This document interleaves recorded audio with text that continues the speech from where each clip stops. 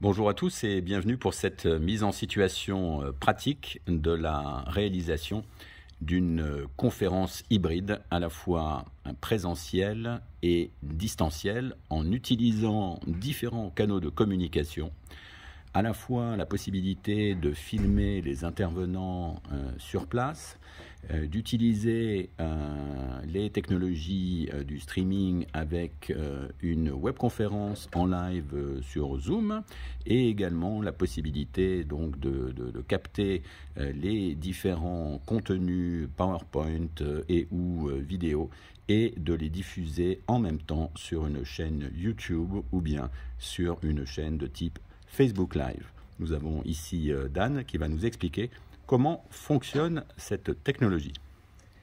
Bien, alors, dans un premier temps, d'abord bonjour à tous, enchanté de vous parler par l'intermédiaire de cette petite caméra.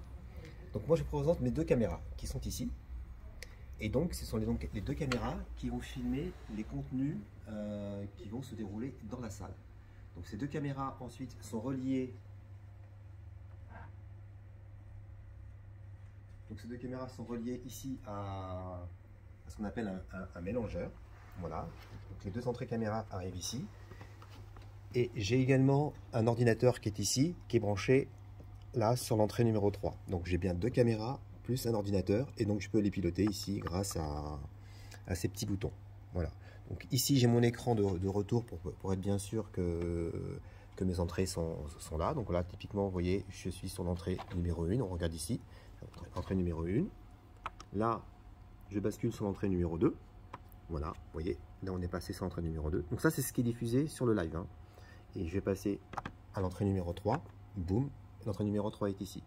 Et si on passe sur l'écran de l'ordinateur ou donc c'est l'ordinateur qui transmet le live, on a bien la caméra numéro 3 qui est à l'écran. Voilà. Au-delà de ce petit boîtier, de ce petit mélangeur, on a ici un autre petit boîtier qui permet en fait de programmer l'ensemble de la conférence. Donc on a bien des petits rappels des différentes caméras. Donc si j'appuie sur 1, je suis bien sur la caméra 1. Si j'appuie sur 2, je passe bien sur la caméra 2. Et si j'appuie sur 3, voilà, je viens d'appuyer sur 3. Et donc on est bien sur l'ordinateur, donc sur la partie zoom. Au-delà de ça, on a également fait d'autres petits programmes, puisqu'on doit aussi lancer des petites vidéos. Donc ici, j'ai préparé la vidéo pour faire une intro. Et lorsque je clique ici, j'affiche donc la vidéo qui vient de démarrer. Donc ça, c'est la vidéo d'introduction. De la même façon, ici, donc, on a les panneaux pour les différentes interventions. Donc on a l'introduction, table ronde numéro 1, table ronde numéro 2 et table ronde numéro 3. Et quand je clique ici sur ce petit bouton, là, je lance bien sûr la vidéo qui correspond à l'introduction. Voilà. Et bien sûr, on a la possibilité ici de balancer des bandeaux titres. Donc on va repasser sur la caméra numéro 1.